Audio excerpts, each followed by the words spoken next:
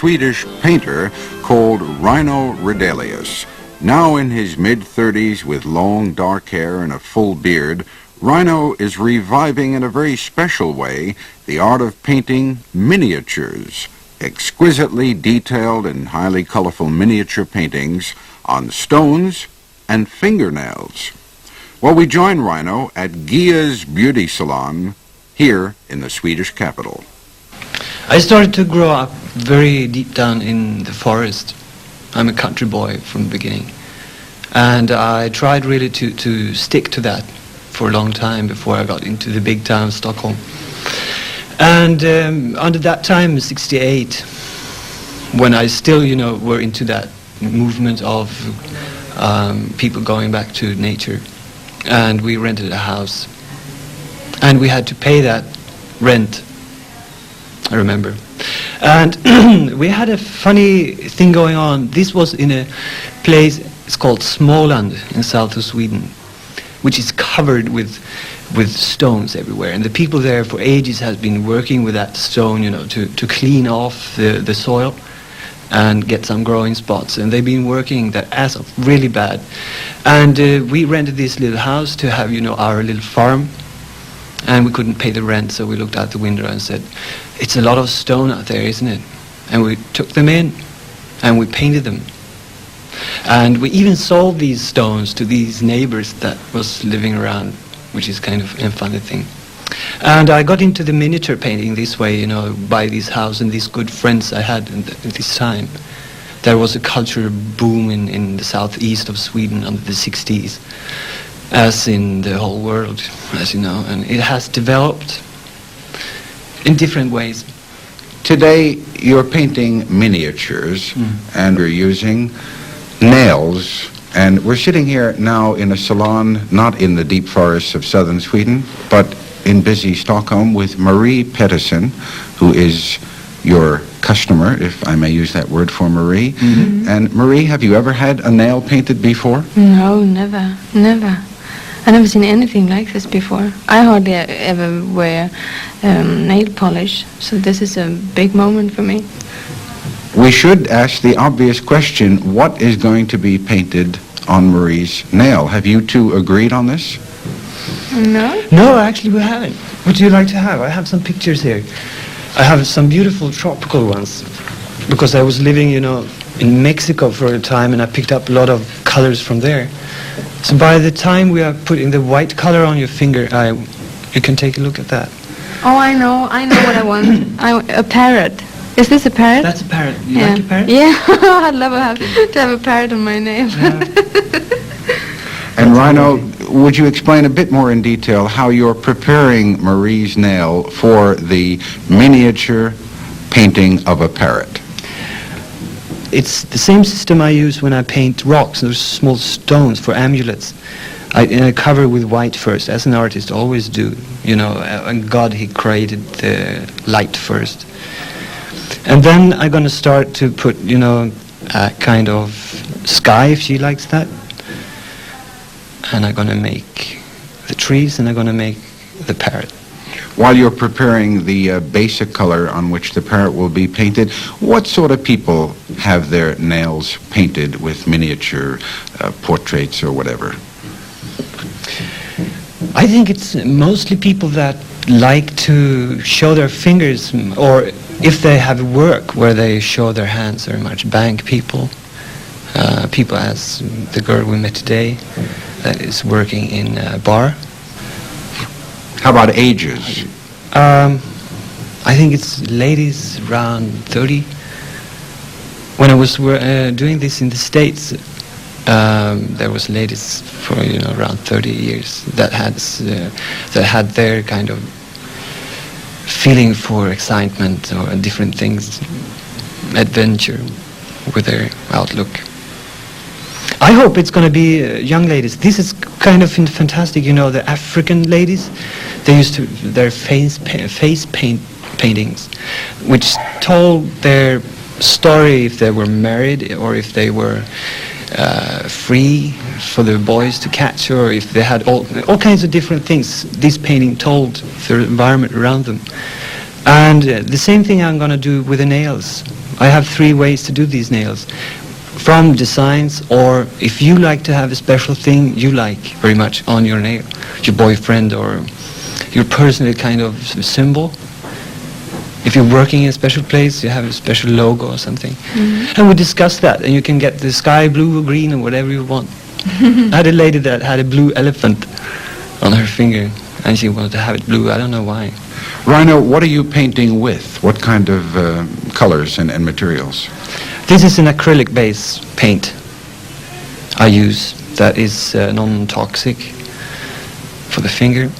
And will Marie have this parrot when it's done on her finger forever and ever and ever?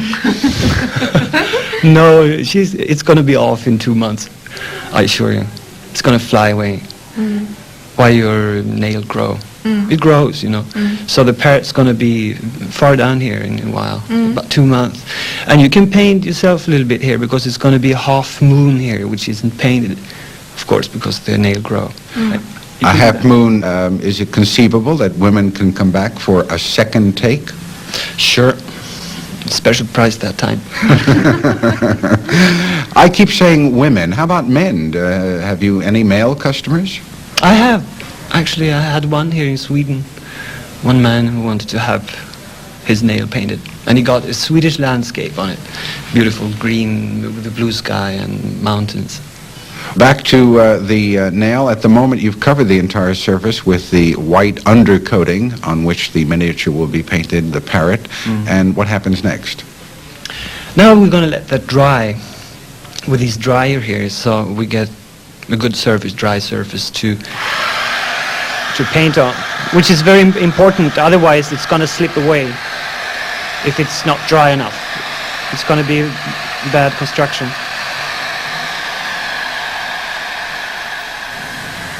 Rhino, why paint miniatures on a fingernail? First of all, my meaning with painting miniatures is to get the miniature as an art form. I really want to get the miniature art to be a separate art form again. It's not many people doing miniatures, that is paintings, real paintings. There is a lot of experimental thing going on, but not real paintings. There was Adolf Hall here in Sweden, and he was very famous too, and he got rich by doing the aristocrats' faces and portraits in France. But he had a problem. He went to France where he made a lot of money, and then along came the French Revolution, and people started losing their heads, and he fled back to Sweden, if I'm correct. He died broke. We're living in a world of miniaturization now with microchips and computers and things. Do you think that's part of it too, why the idea is catching on? I think so, yeah. It's very handy. You know, I have my little bag and I fly all over the world with it. And I have many followers. I mean, many students that's been my students, that is around the world now. There is another thing. I was working as a teacher here in Sweden for a time. And the kids did pick this idea up very quickly. They were perfect. They made small, beautiful things that they never should do on a big sheet of paper because they was tired of that object, that surface kind of. And I brought them a bunch of stones, flat stones, and they started really to concentrate. And they made a lot of new ideas from themselves. They got kicks out of it. Back to Marie's nail. Rhino, I'll let you, the artist, tell us what's happening now. I'm working hard with the background here I may be fixed with my design I have already made. All paintings are always different. I mean, if I can't make a parrot the same 2 times, of course. So, but I think I'm getting satisfied here. It's yellow in the bottom, and you have a little bit of sky feeling in the top. And it's going to be some clouds here, I think, and some bougainvillea. It's a Mexican beautiful flower that is shiny red or purple, which I like very much to have on my designs. Is music part of your life, Rhino? It really is. As I said this time when I started to paint down in small land where all the stones were, you know, we listen, you know, to Moody Blues and to Frank Zappa, and we created a lot of nice colors out from that music. I remember Pink Floyd was beautiful to paint from. It's like a musical painting. I admire their music sometimes very much. And some of my friends, as I told you, were musicians, so we did play a lot of music ourselves. And my best friend, he's in the background. He's not outstanding, but he plays music that is just for the heart.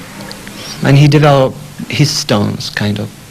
And he spread these to his closest friends that hang on to some tunes, you know, and we meet all the time, every month or every year, it doesn't matter, but if there is a, party or something, we come together and we play these tunes. And his name? Christer Gustafsson, his name, and the guy that writes the poems, he's called Lars Gunnar Hult.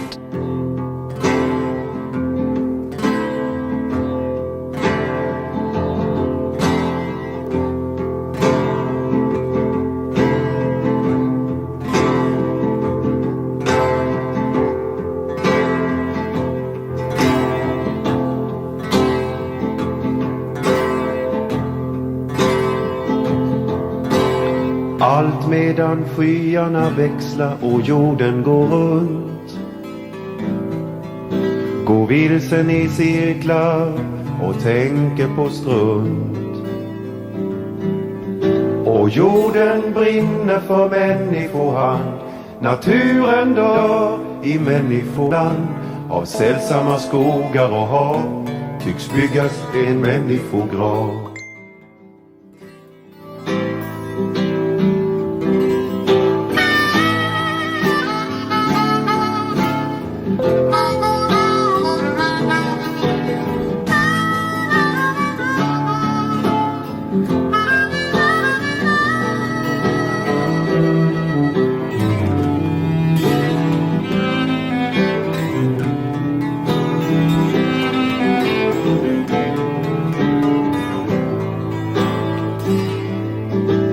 Vilsen förs fram av en vilsen politik. Det må bära eller brista. När varje vilsen har satt en spik i sin egen tunga kista. För jorden brinner för människohand. Naturen dör i människoland. Av sällsamma skogar och hav tycks byggas en människograv.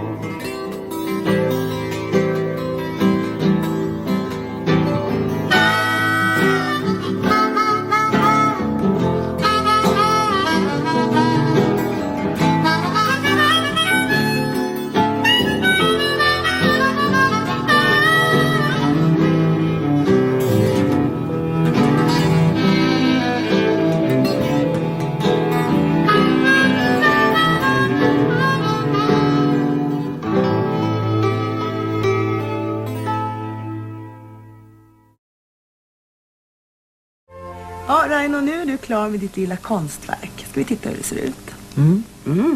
Vad snyggt. Åh, jättefint. Det är en äng med fiskmåsar. Ja, det är ett svenskt beteslandskap kan man väl säga. Ja, verkligen Sverige. Blå himmel. Du bor i ett indianreservat i Mexiko. Inspirerar det dig att måla såna här? Ja, oerhört. Helt fantastiskt. Den färgupplevelse som jag har tillskansat mig har jag fått där. Vilka är det som låter måla sina naglar hos dig där i Mexiko? Ja, det är väl främst kvinnor då som månar om sitt utseende. Som jobbar också så att de visar sina händer mycket. Jaha. Målar de alla naglarna eller bara en? Nej, eller? bara en. En? Ja. Och sen ska blicken fångas av det då? Ja, precis. Hur många olika motiv har du? Jag har 17 motiv på salongen. Och sen målar jag också enligt beställningar. Man kan, astrologiska. man kan komma till dig och begära vad Precis. som helst. Ja, spännande. Vad kostar det att måla en nagel? Vi tar 120 kronor för närvarande. Och hur började du måla på naglar? Ja, det är en lång historia. Jag har målat amuletter i 10 år. På stenar, på sjöslipade stenar. Jaha. Och sen knallade jag förbi en liten salong i San Francisco en gång och kom på idén varför inte måla på naglar. Så det här är ett mode alltså? Det är något... Det är ett mode som finns i USA just nu, ja. Kan du leva på det? Jag gör ett försök.